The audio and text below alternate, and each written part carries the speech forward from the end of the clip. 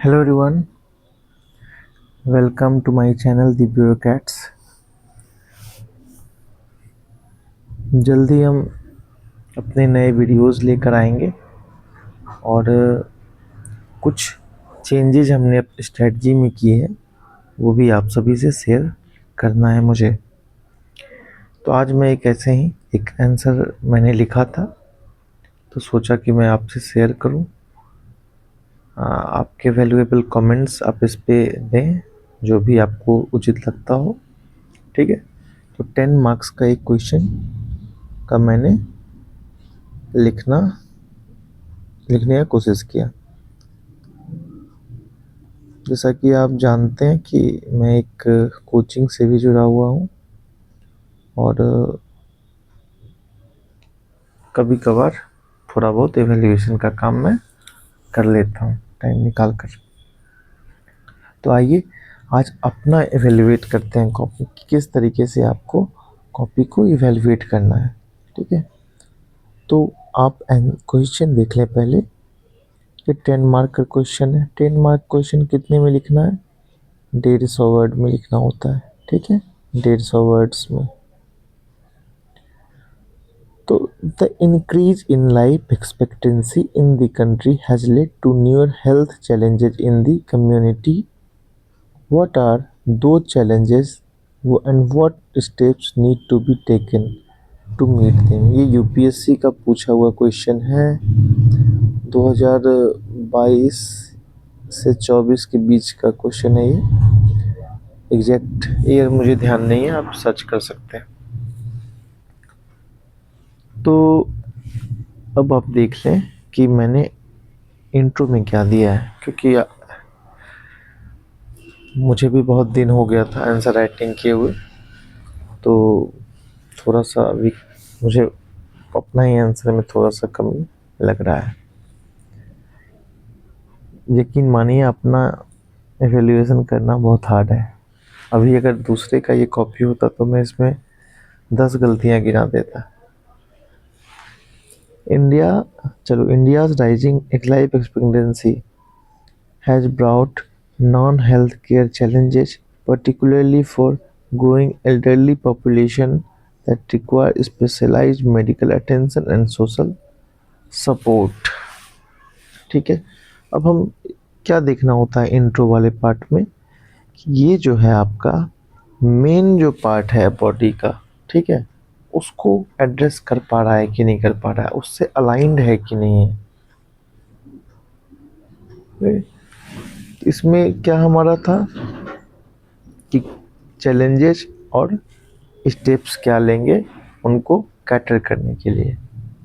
तो इसमें हम लोगों ने देखा इंडिया राइजिंग, हमने पहले बताया कि लाइफ एक्सपेक्टेंसी बढ़ रही है। ठीक है, हेल्थ केयर चैलेंजेस आए हैं, किस वे में चैलेंज आए हैं? तो ग्रोइंग एल्डरली पॉपुलेशन के रिस्पेक्ट में आया है, और जो कि स्पेशलाइज्ड मेडिकल अटेंशन और सोशल सपोर्ट खोजते हैं। तो मेरे हिसाब से ये सही है, कोई परेशानी नहीं है इस इंट्रो में। थोड़ा स्कोप है कुछ इम्प्रूवमेंट का स्कोप ये मुझे लग रहा है कि मैं इसको कोई डेटा के साथ शुरू कर सकता था। NFHS या फिर NFHS का डेटा, या फिर और भी इससे कुछ रिलेटेड डेटा अभी मेरे माइंड में इस वक्त नहीं आ रहा है, उससे हम लोग शुरू कर सकते थे। एक तो ये हो गया। एक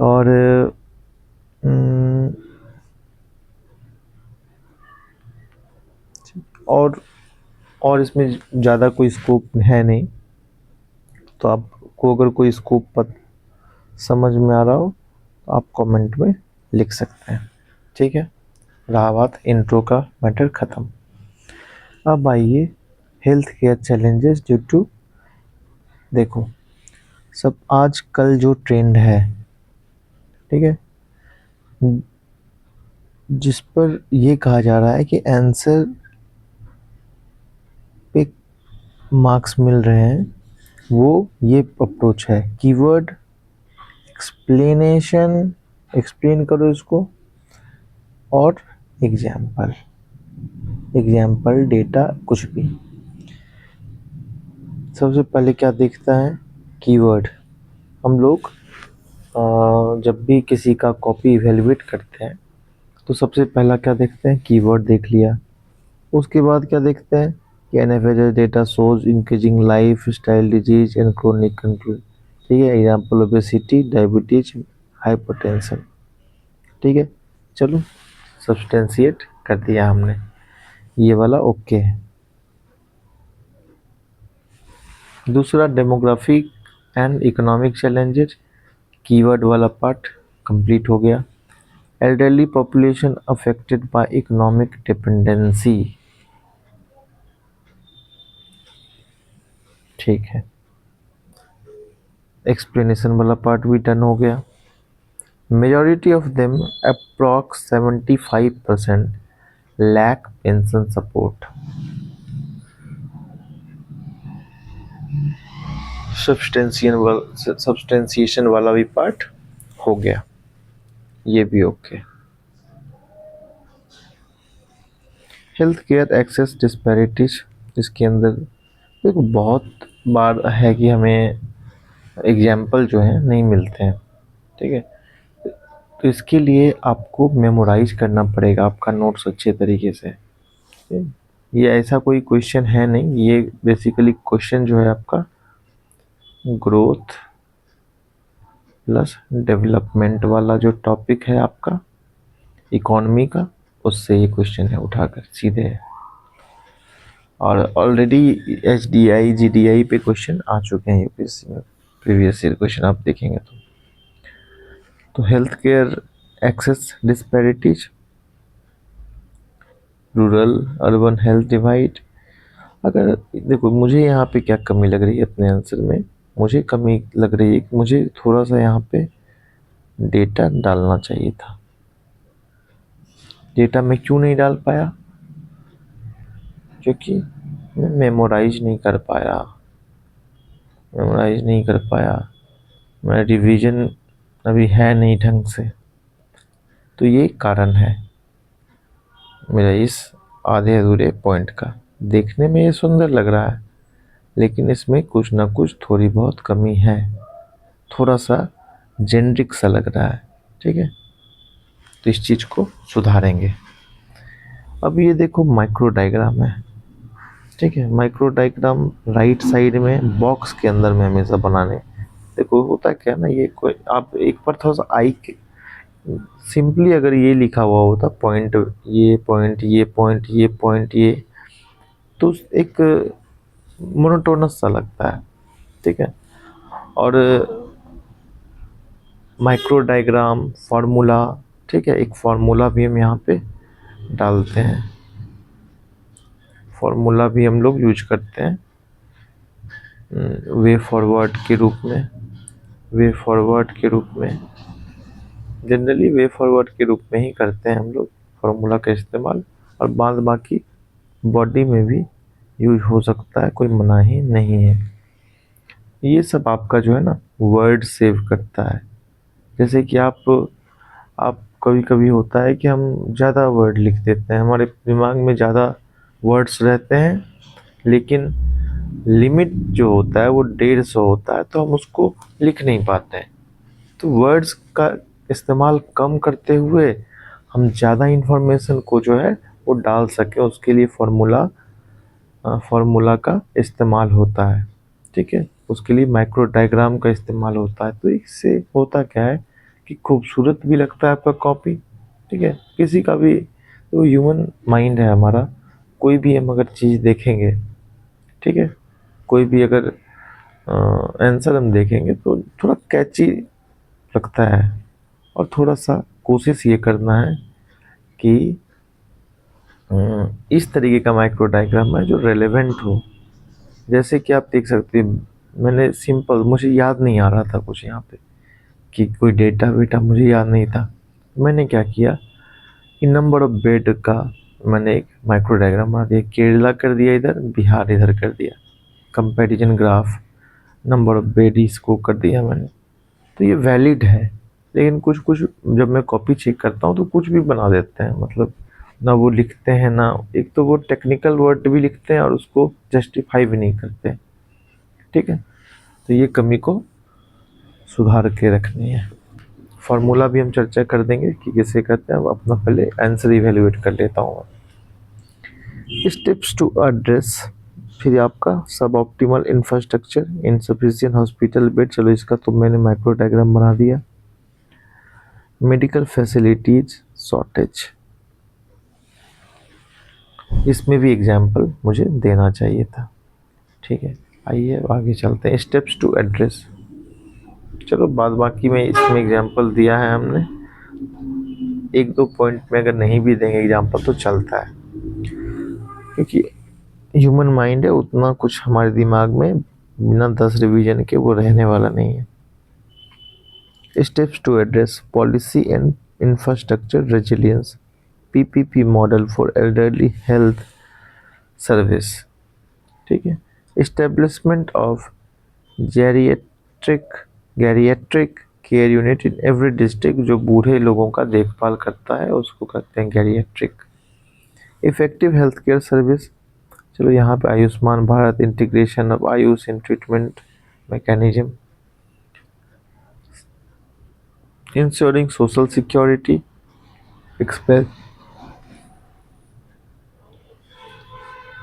expansion pension coverage through PM via वंदना स्कीम। चलो यहाँ पर हमने दे दिया स्कीम, सब्सटेंशिएट भी कर दिया, पॉइंट भी लिख दिया, कीवर्ड भी डाल दिया। ठीक है, एक में कर दिया, बाद बाकी दो अगर हम लोग नॉर्मल पॉइंट भी डाल देंगे अगर आपके माइंड में है तो। एक रतन टाटा जी की जो थी, जिसको शांतनु नायडू देखते थे, रतन टाटा की जो थी एनजीओ, शांतनु नायडू, मुझे एग्जैक्ट अभी इस वक्त ध्यान नहीं है, वो वाला कोट कर सकते हैं। एनजीओ में कुछ करके बडी करके कुछ था, आप एक बार सर्च कर लेंगे।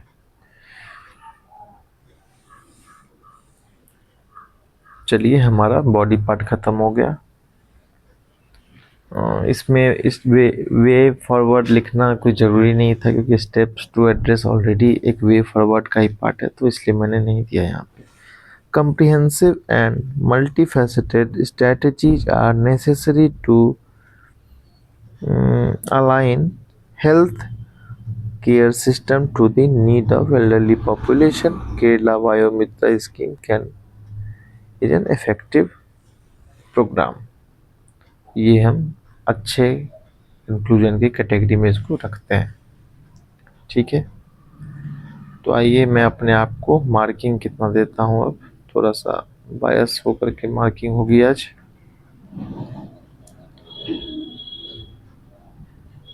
अब हम इसको यहाँ मिटा लेते हैं थोड़ा, तभी मार्किंग कर पाएंगे ना।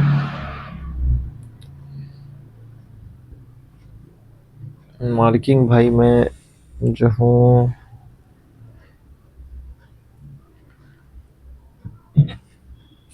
सॉरी, 1 मार्क्स का यहाँ मैं दूंगा खुद को, 10 मार्क्स के हैं तो 1 नंबर इसमें दूंगा, 2 नंबर इसमें दूंगा। Lack of geriatric, one health care, manpower shortage, इसमें भाई क्योंकि 3 पॉइंट मैंने दे दिया है भाई, नहीं इसमें मुझे मिलेंगे 0.5। ठीक है, इसमें भी मिलेंगे सब ऑप्टिमल इंफ्रास्ट्रक्चर। ठीक है, इसको माइक्रो डायग्राम वगैरह मिला करके भी 1 मार्क्स यहाँ पर देने चाहिए मुझे लगता है। 1 मार्क्स मुझे देने चाहिए, दोनों को मिला करके, माइक्रो डायग्राम और ये पॉइंट मिलाकर। Reality infrastructure resilience PP model, ठीक है, इसमें भी 0.5 मिलेगा। कोई वैसा एग्जाम्पल मैंने कोट नहीं किया है। अब यहाँ पे 2 वाले में इसमें 1 मार्क्स मैं रिजर्व कर रहा हूँ यहाँ पे। ठीक है। फिर इंश्योरिंग सोशल जस्टिस एक, और एक कंक्लूजन, 1 2 3 4 5 6 7 8।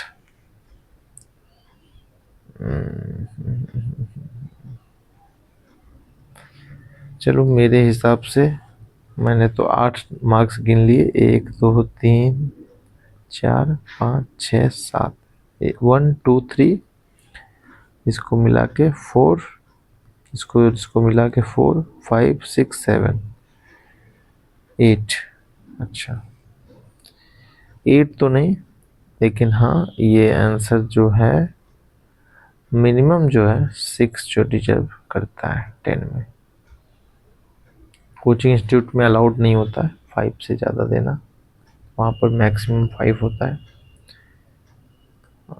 बट मैं जानता हूँ कि यूपीएससी में अगर आंसर अच्छा है तो उसको, अगर आप अच्छा कोई आंसर लिख देते हो ना, तो आपको मुझे लगता है 10 आउट ऑफ 10 जो है वो लोग 7 तक भी देते हैं। क्योंकि एक टॉपर थे, नाम याद नहीं आ रहा है, उन्होंने कहा कि 16 या 17 क्वेश्चन वो लिख कर आए थे। ठीक है, उनके मार्क्स जो थे ना 90+ थे। तो सोच सकते हो कि इसका ये मतलब है कि मोर देन 5 भी यूपीएससी अवार्ड करता है आपको आउट ऑफ 10। ठीक है, तो ये हम बंद करते हैं अपना यहाँ पे वीडियो। आई होप आपको मज़ा आया होगा, अच्छा लगा होगा। अपना राय मुझसे मेरे साथ शेयर करें। ठीक है, पोर्ट्रेट,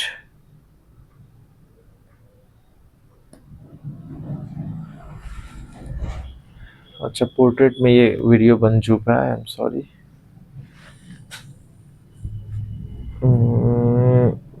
फार्मूला की हम बात कर रहे थे। फार्मूला जो है वो किस तरीके से वे फॉरवर्ड में जनरली आप इसको डालने का प्रयास करिए। फार्मूला ये होता है ना, कोई इनोवेटिव टर्म हो जाता है, कीवर्ड। ठीक है, इस तरीके से बनता है ऐसे। फिर यहाँ पे भी कीवर्ड डालते हैं।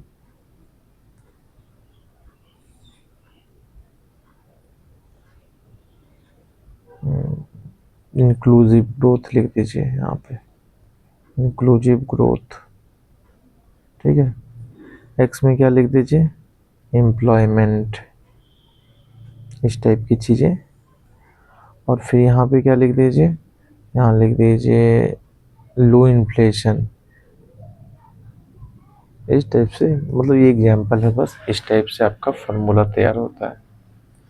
प्रॉपर ब्रैकेटिंग करके फार्मूला हम बनाते हैं। इसमें भी हाँ सारा खेल है मार्क्स को स्नैच करने का, 0.5 1 जहाँ मिल जाए, क्योंकि कंपटीशन काफ़ी टफ है। ठीक है, तो मिलते हैं जल्द अपने दूसरे लेक्चर में। धन्यवाद।